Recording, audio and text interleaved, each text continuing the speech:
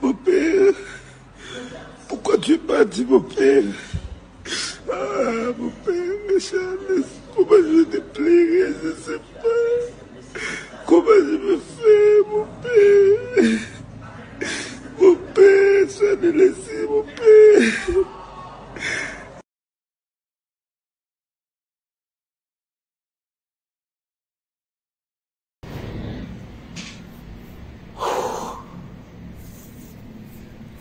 Comme vous savez, nous, en tant qu'Africains, nous ne sommes pas toujours, nous sommes vraiment plutôt, j'allais dire, sensibles à la disparition d'un être humain, quelle que soit sa race, quelle que soit son origine, quelle que soit sa province. La mort d'une personne nous fait toujours très mal. Comme aujourd'hui, la nouvelle vient de briser le cœur de plusieurs enfants de Dieu, serviteurs de Dieu, la disparition de cet grand homme de Dieu qui a amené un vent évangélique, apostolique, prophétique bien sûr, vers les années 80.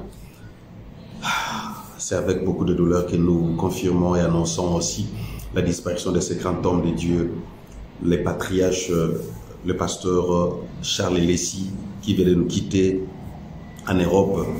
Liwan a dérangé Batebele, Tozana Mawapé, pas si le motème quoi annoncer disparition Boyebi vers les années 80. Congo, diaspora. Cet homme de Dieu a bouleversé et par son canal, Dieu a transformé les vies humaines. La délivrance, c'est ça la mébélé, au travers de ses mains, de sa parole, de sa prédication. Aujourd'hui, la RDC, le Congo tout entier, la diaspora pleure la disparition de cet homme de Dieu, le patriarche Charles Lessi, qui est le visionnaire, le pasteur, fondateur du ministère Sur le pas de Jésus. À Tigibiso, on est niveau à Paris, depuis hier, journée Oyo, maman et Bélé Babandé pour célébrer la journée de la femme, droit de la femme. Mais avant la fin de la journée, notre bien-aimé cher pasteur vient de nous quitter. Et ça passe super mal. Alors, Congo Dialogue, moi, Boloa Josué, maman Francine Gembe de la Belgique, mon frère Starly Lima, Steve et toute l'équipe. Le Congo Dialogue, nous voulons juste présenter ma condoléance à la famille Lessi. Et puis, des millions sur toute personne, membre sur le pas de Jésus, ministère, église, et puis tous les corps de Christ Mobimba, Oba Ebaki, Motonanzambe Oyo, le pasteur Charles Lessi Watiki Biso. Beaucoup plus d'informations dans la semaine Oyo, pendant la semaine, Oba réellement Liwana et quoi finini, et pourtant, le dimanche, à Salaki, dernière prédication, il a parlé sur la bénédiction des pères, qui est exclusivement proposé dans la dernière prédication, a développé qui thème sur la bénédiction d'un père. Charles Lessi est un père, marié, père des enfants et plusieurs enfants, tant physiques et spirituels. Et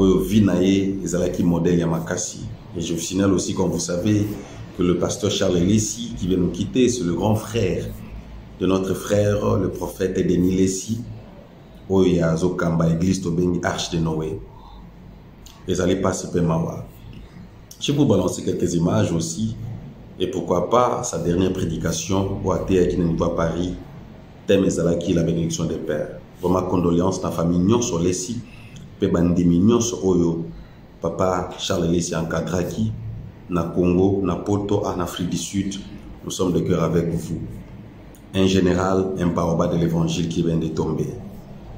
Que son âme repose en paix et que Dieu console toute la famille. Biologique, la famille Lessi et la famille spirituelle, spécialement aussi les membres sur les pas de Jésus. Que Dieu vous bénisse. Nous ne manquerons pas, à Kamaga Balancé, faire des enquêtes aussi, amener aussi certaines personnes qui ont connu notre frère, notre pasteur, le patriarche de Charles Lessi, ou Aoutikotika Bisso, Namikolo Zoya, préparatif à maintenant un peu d'enterrement. Nous ne manquerons pas à pouvoir vous balancer cela au travers de cette chaîne de bonne manière, Congo Dialogue. Partagez, aimez la vidéo et pourquoi pas aussi abonnez-vous massivement sur notre chaîne Congo Dialogue. Moi, c'est Josso Bolois. On se retrouve à une prochaine numéro. Bye. Que Dieu vous bénisse et que Dieu console toute personne abattue au travers de cette nouvelle. Merci.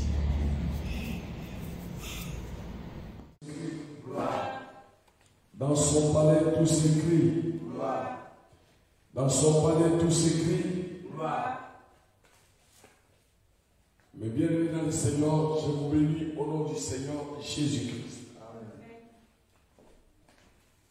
Nous allons aujourd'hui continuer le message que j'avais commencé en live le mardi sur la bénédiction du Père. Dans ce message, j'avais dit une chose. J'avais dit que toute personne, tout homme, toute femme a un père biologique. Et ceux qui prient ont aussi un père spirituel. Et nous avons besoin de la bénédiction de notre père biologique et de notre père spirituel. Un jour, Jésus avait dit à ses disciples, honore ton père et ta mère si tu veux vivre longtemps sur cette terre. Donc, nous avons l'obligation d'honorer nos parents biologiques et d'honorer aussi nos parents spirituels. Un homme peut-il avoir deux pères ou plusieurs pères spirituels? Non. Parce qu'un père, c'est celui qui te donne, qui contribue à ta naissance biologique ou à la naissance spirituelle.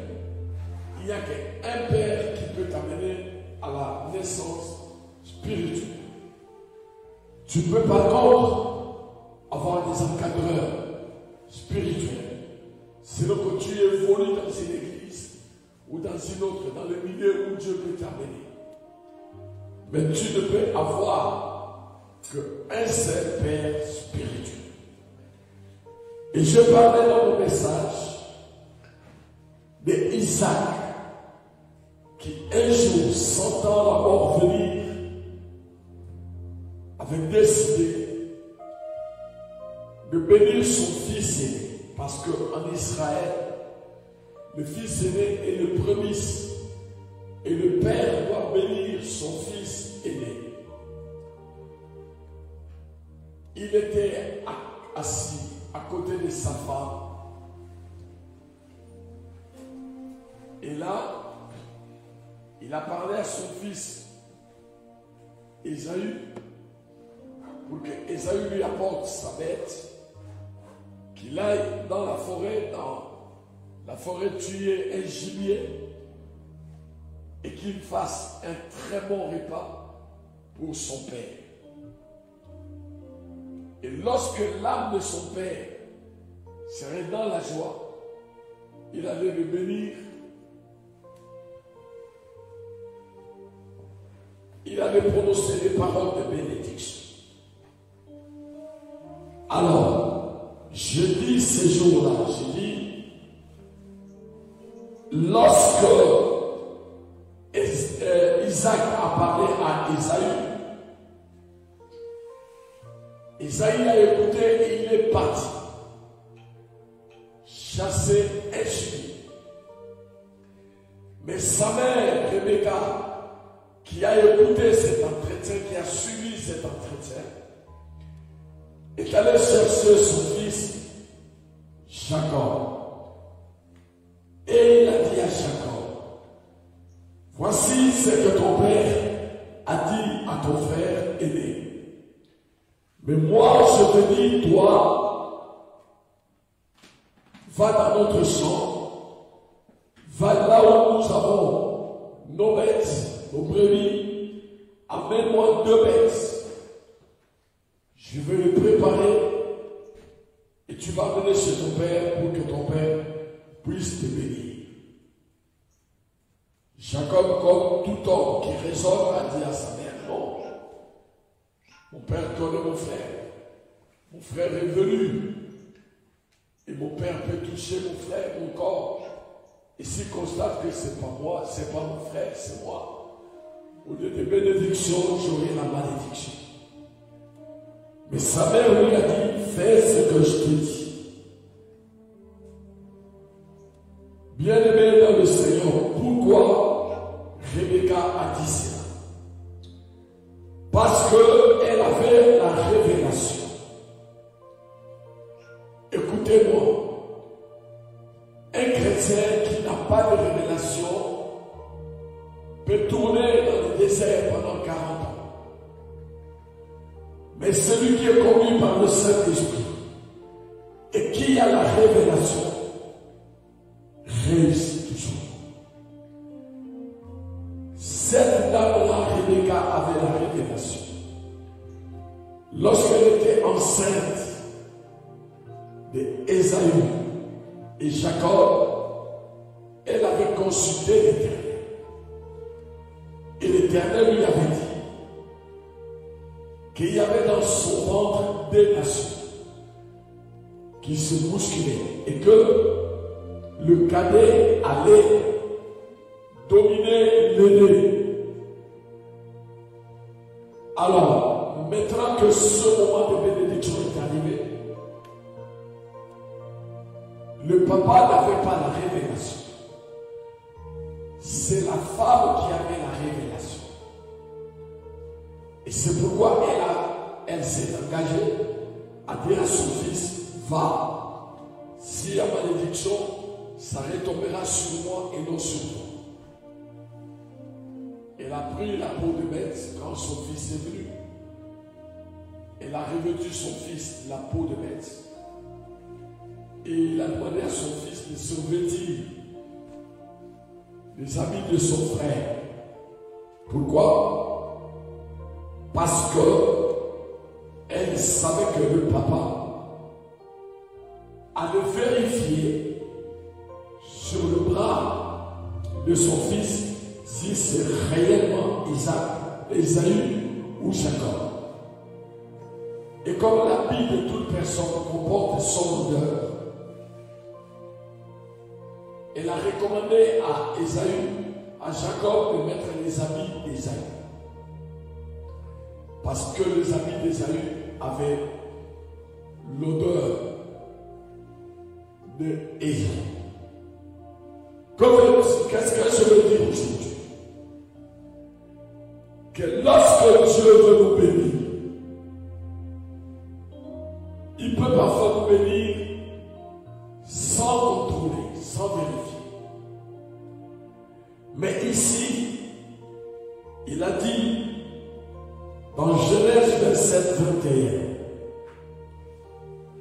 21, Isaac dit à Jacob, approche-toi donc et que je te touche, mon fils, pour savoir si tu es mon fils Ésaü ou non. Parce qu'il avait des doutes dans son cœur. Il avait un doute dans son cœur. Il a entendu la voix de Jacob et il voulait vérifier si c'est Jacob ou c'est Ésaü.